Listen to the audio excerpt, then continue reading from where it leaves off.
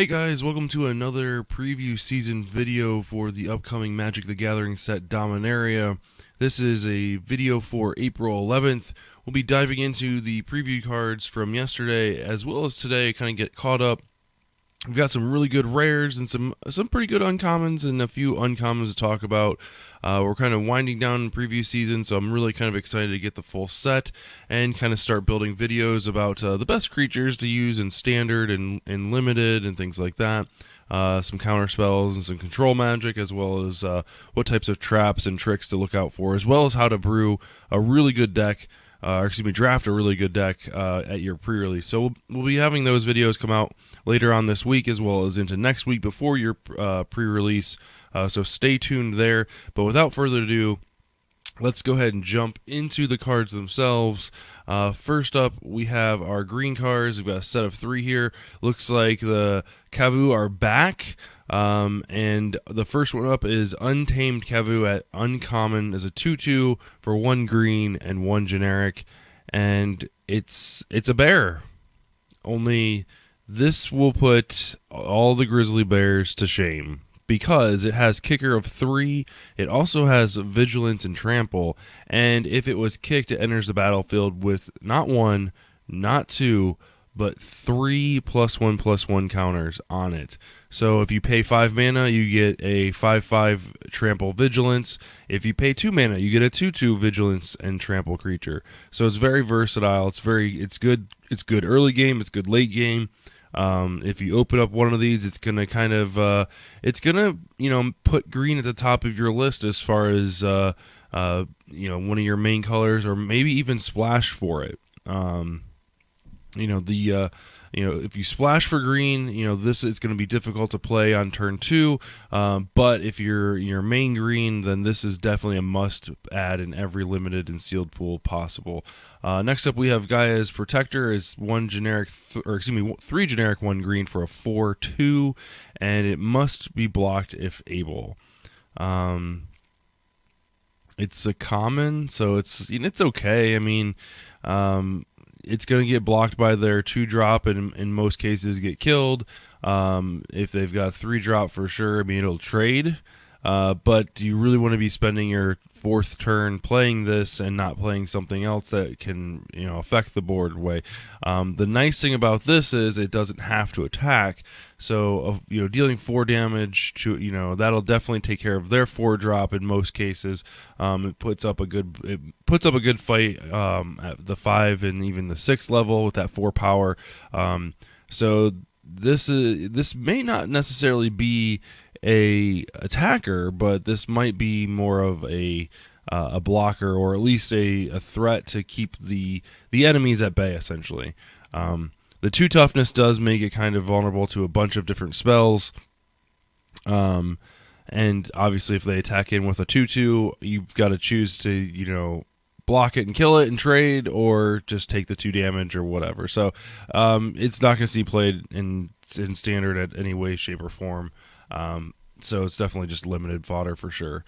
The Mending of Dominaria is next. This is a enchantment saga at rare for 3 generic and 2 green. The first 2 lore counters are identical. Put the top 2 cards from your library into your graveyard. Then you may return a creature card from your graveyard to your hand. Doesn't necessarily have to be those 2 cards, but it does mill you for 2.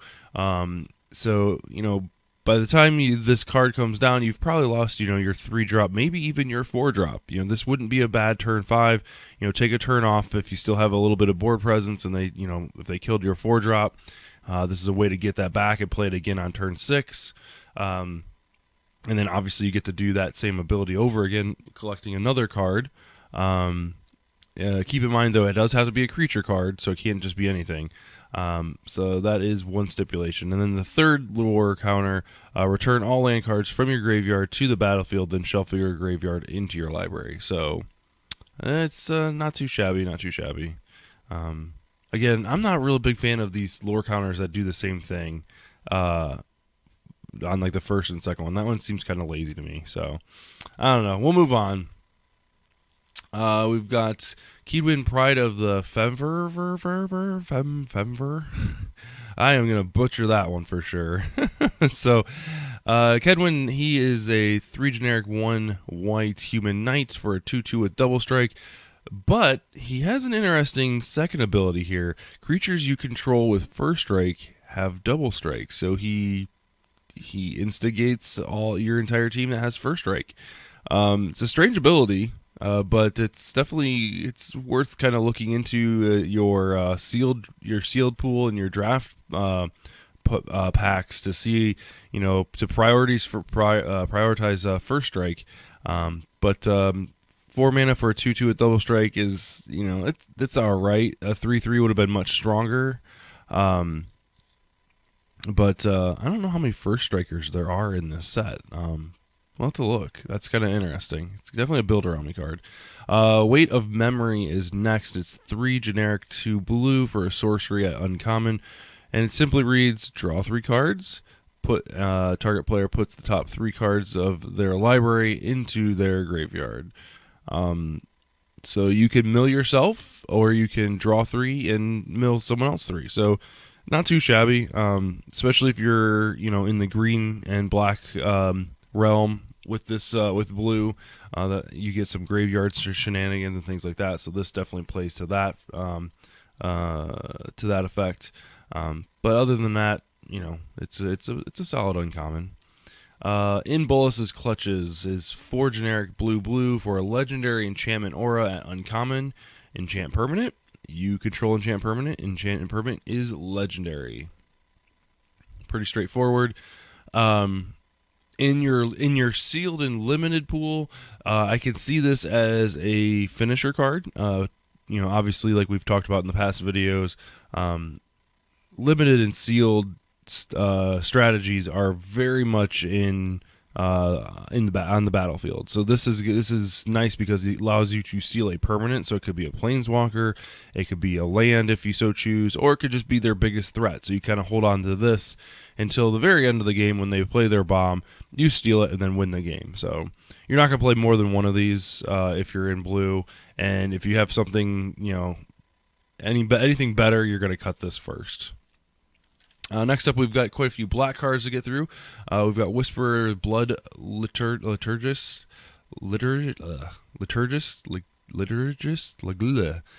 Anyway, it's a human cleric, and it's 3 generic, 1 black for a 2/2. You tap him. Now he is a legendary, which is, I think the 2/2 is more of the downfall than the legendary aspect of this character. But tapping him, sacrificing 2 creatures, return target creature card from your graveyard to the battlefield. So it's your graveyard to your battlefield. So you can't do any shenanigans with your opponent's graveyard. But there's a lot of saprolings in this set. There's a lot of small creatures in this set that you can sacrifice before you get to turn 4. So that does make it a very powerful ability. Like I said before we got into this card, the 2 defense is what's scary because you have to untap with this guy still in the battlefield. So if you have a way to grant him haste, and you're on like turn 4, turn 5, and you're able to power this guy out maybe a turn sooner, or maybe if it's late game, turn 6, turn 7, turn 8, and you have a way to grant this guy haste, that would be beneficial as well. He is legendary, so we will talk about an artifact that he will greatly benefit from if you kind of open these up in your sealed pool, in your draft. It is an uncommon, so you might see a couple of them, but just be cautious of that summoning sickness. We've got Kazarov Sanger Pureblood. It's 5 generic green, black for a rare vampire at 4/4. Again, legendary. This is kind of like this is kind of a callback to the Sanger Vampire from the original sets. It's got flying, 4/4. Whenever a creature an opponent controls is dealt damage, put a +1/+1 counter on the vampire. The difference is this guy doesn't have to deal the damage. It's just whenever a creature an opponent controls. So you could burn something and it will deal damage. But lucky enough, this card comes with its engine. It comes with its ability to create the +1/+1 counters. It's a little pricey, but you could pay 1 red and 3 generic to deal 2 damage to target creature. So again, it's a little on the expensive side, but the threat, we talked about the threat of activation last episode here, last video. So if they've got a 5/5 and they've got a small creature on the battlefield, there's no way they can attack into it. And vice versa, if they've got a 5/5 and you've got 8 mana up, you've got a couple different targets available. They can't block it. Like, it's just not available. Like, unless they have a trick in their hand. In that case, you want to be very cautious of that. So next up, we've got the Glutton of Urborg. Is it Yargle? Yargle? This is a frog spirit, apparently, and it's 5 mana for a 9/3. That's it. I really, 9 damage, 9 power on the card at 5 is really, really strong. I don't know. That's a tough call. Like, it's definitely limited only. Like, this isn't going anywhere in any other format. But that 3 defense is something that's something that's a huge threat, is a huge problem, because there's that means it's going to trade for their 3 drop or their 4 drop or whatever. And in some cases, their 2 drop that'll have 3 toughness or 3 power, or maybe like with a pump spell or whatever. It's just very vulnerable. So just be cautious. It's legendary, so you're not going to play a whole bunch of them. I'd be reluctant to play one of them, to be honest with you, in my sealed or draft pool. This would be the first card in black to go out for sure. So next up, we've got this is going to be a great card. I'm kind of excited to build around this card. Settle the Score is 2 black, 2 generic for a sorcery uncommon. You exile target creature and then put 2 loyalty counters on target planeswalker you control. It's you basically get to jump 2 turns with your planeswalker, which is fantastic. There's been some rumblings on the internet about how this is really going to affect Modern, because there's quite a few, even in Standard, there are quite a few planeswalkers that you can ultimate the first turn. If you've got the mana, that's the key thing, right? Because you've got to have 4 plus whatever your planeswalker costs. But there are also a lot more instances of where you can play a planeswalker plus 1 them, and then the very next turn, if the planeswalker hasn't been dealt with, then Settle the Score is going to set you to ultimate. That just opens up that pool to a few more cards.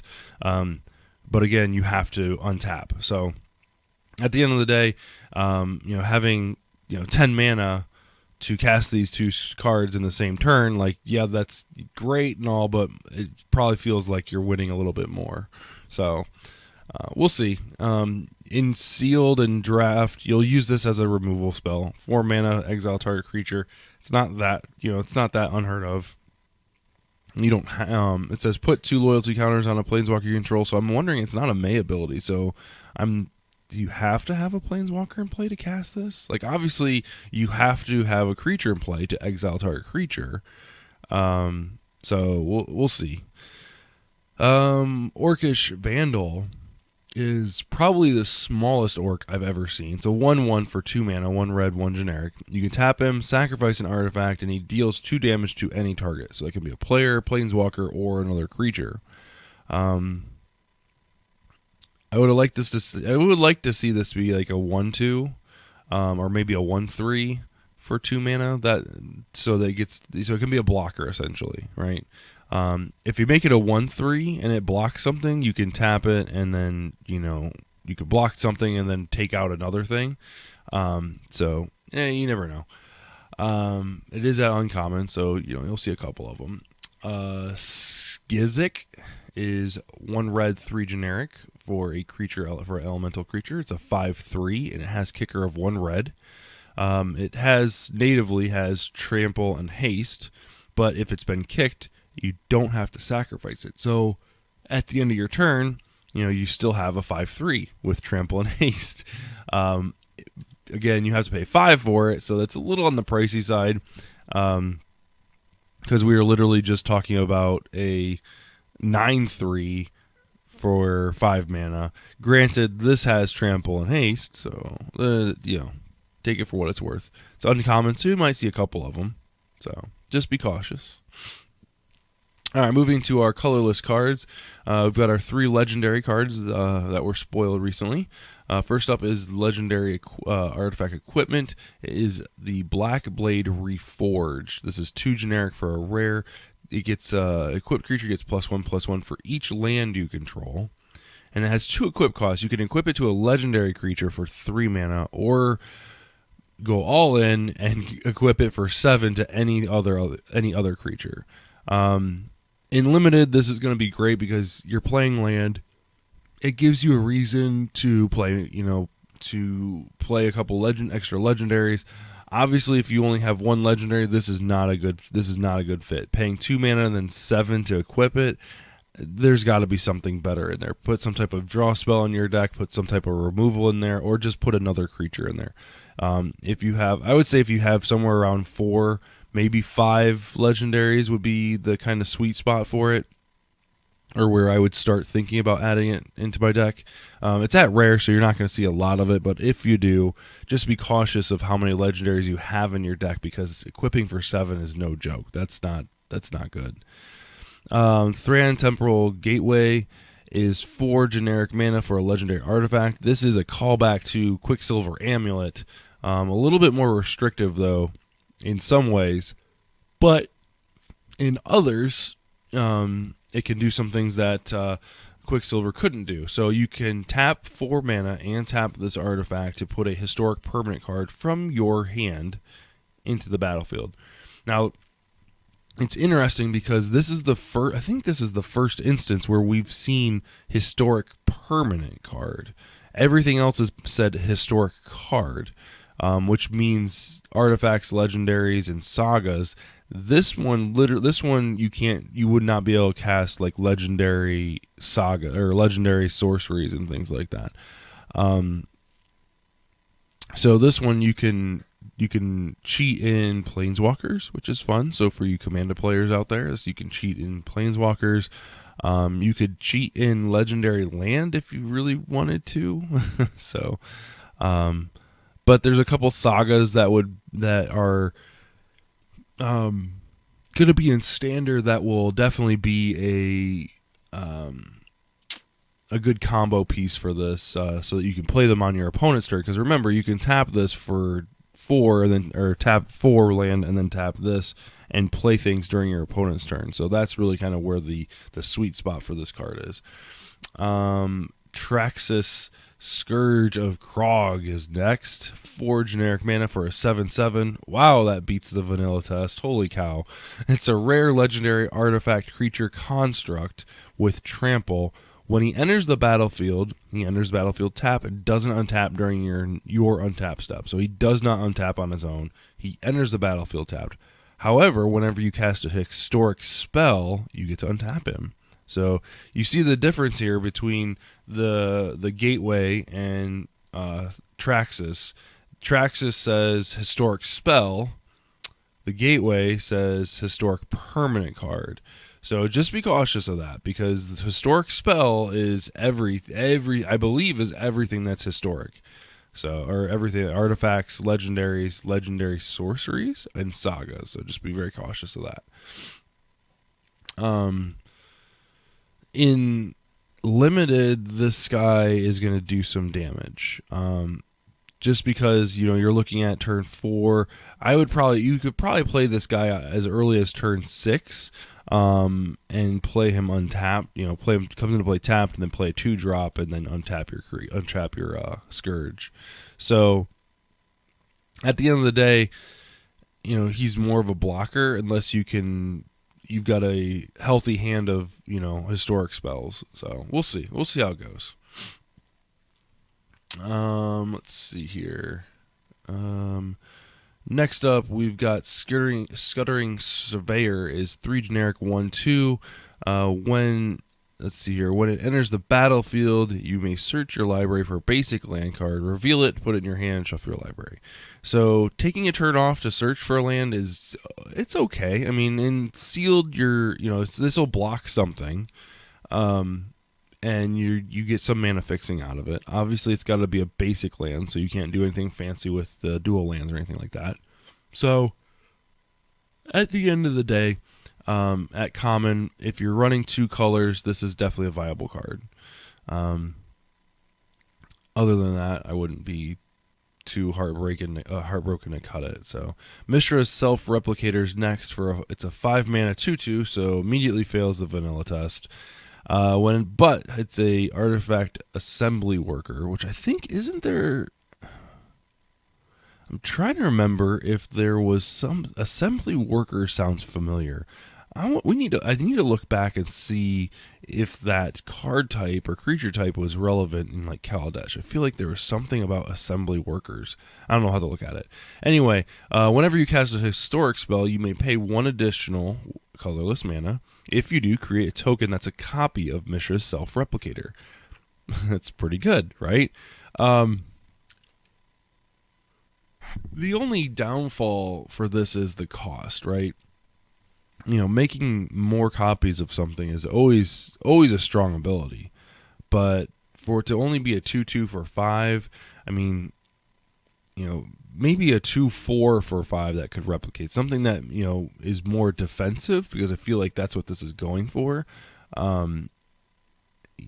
You still have to pay 1 extra when you cast the historic spell, so that's, again, is part of the cost, but I think the initial setup for 5 mana is just way too expensive. It's at rare, so you're not going to see a lot of them, unless, of course, your opponent's playing historic spells. Then you will see a lot of them.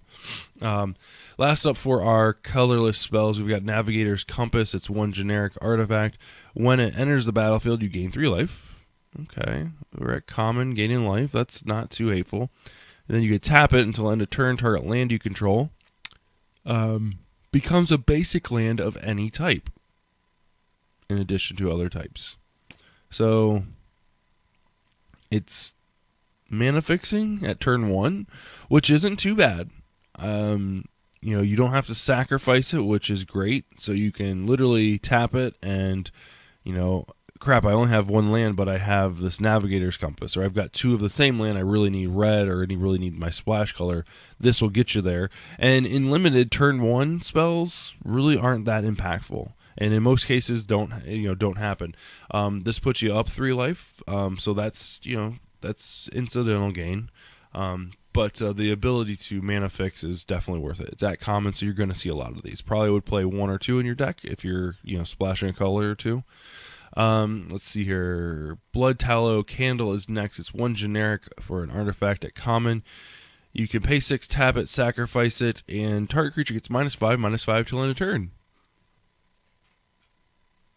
What more could you want? No, you could want more. Paying 6 to do that it's a little rough. But the 2 1-drops side by side, I would gladly take the Compass over the Candle. Getting the 6 mana is great and all, and it's going to kill their biggest thing, but they're going to see it coming, so they're going to need a way to get around it. So they both have their corner cases. Like the Candle is great late game, the Compass is great early game, and not so much vice versa. So we'll see. It's a good sideboard card, definitely. If they've got some big guys late game or whatever that you can take out with it, definitely a sideboard. All right, so we got a couple legendary multicolored cards. We've got Garna, the Blood Flame. It's 1 red, 1 black, 3 generic for a legendary human warrior at uncommon. He is a 3/3 with flash. And when he enters the battlefield, return to your hand all creature cards in your graveyard that were put there from anywhere this turn. Other creatures you control have haste. That's a static effect, by the way, the haste. The one-time effect of getting all your creatures back, that's a strong effect. Do note that it is from anywhere, so if you mill yourself, your opponent mills you, They get discarded from a discard spell, things like that. Those are all going back to your hand if you cast this that turn. So just an idea. Giving your creatures haste, though, is phenomenal, right? So, like, if you're on, like, let's say you're on turn 5, you pass the turn, you leave your mana up. Let's say you got a couple removal spells or a couple discard spells or whatever the case may be. Couple burn spells. You leave your 5 mana up, and then at the end of your turn, you can during combat you can make some poor blocks or whatever. So you got creatures going to your graveyard. You can cast this and get those creatures back, and then your 6th turn, you'll have, untapped mana to cast creature spells that you just got back from your hand from this guy, and now they have haste. So that's kind of like the perfect case scenario, I guess. Last up, we have Ariel, Knight of the Windgrace, is 1 black, 1 white, 2 generic for a human knight 4/4 with vigilance. So right there that's a pretty good card. Vigilance is nothing to squawk at. That's, attack, block, attack, block, attack, block. 4 mana, 4/4, still, it's pretty strong. The 2 abilities is what kind of pushes this card over the edge. So you can pay 1 white, 2 generic, tap it, and then create a 2/2 white knight creature token with vigilance. So there you go. You've got a mana sink. And the nice thing is you can attack and you can still tap it if you need to. Its second ability is black tap and then tap X untapped knights you control, destroy target creature with the power X or less. So get rid of their thing is the name of the game. And you can do this at the end of your turn, at the end of their turn, which is nice. It doesn't have the clause you can only do this during times you could cast a sorcery. So at the end of the day, I feel like it's a pretty strong card. You should never underestimate the going wide strategies of white, especially with 2/2 vigilance knights. 1/1 warrior tokens is one thing, but when you get a 2/2 vigilance creature on the battlefield and then copy it again and again and again, like you've got your defenses. You're not wasting cards to block or anything like that. This is going to call for a removal spell for sure. So I really enjoy it. It's at rare, so you're not going to see a lot of them. But if you do see it, this is definitely going to pull you in that color pair. All right, guys. Well, that is today's video. Really do appreciate you watching. Make sure you get subscribed and leave a comment below. What cards are you excited about? What kind of things are you looking to draft? I'm really kind of curious to see what everybody's looking at for this set. I'm kind of feeling a little nostalgic myself. So we'll see what happens from there. Maybe I'll build a big green beatdown deck for my draft for our pre-release. We'll see. I was a huge green mage back in the day. Really liked me some of those big beasts. So we'll see. We'll see what comes out when the rest of the uncommons and uncommons come out later this week. Make sure you check out our Mana Drain podcast. That's our Magic podcast that goes live every Monday evening at twitch.tv/72DPI online. So make sure you head over there, get subscribed, leave us a like. Make sure you share our videos, and we will see you guys tomorrow with the next set of Magic the Gathering Dominaria cards that will be released. So have a great night, and we will see you guys tomorrow.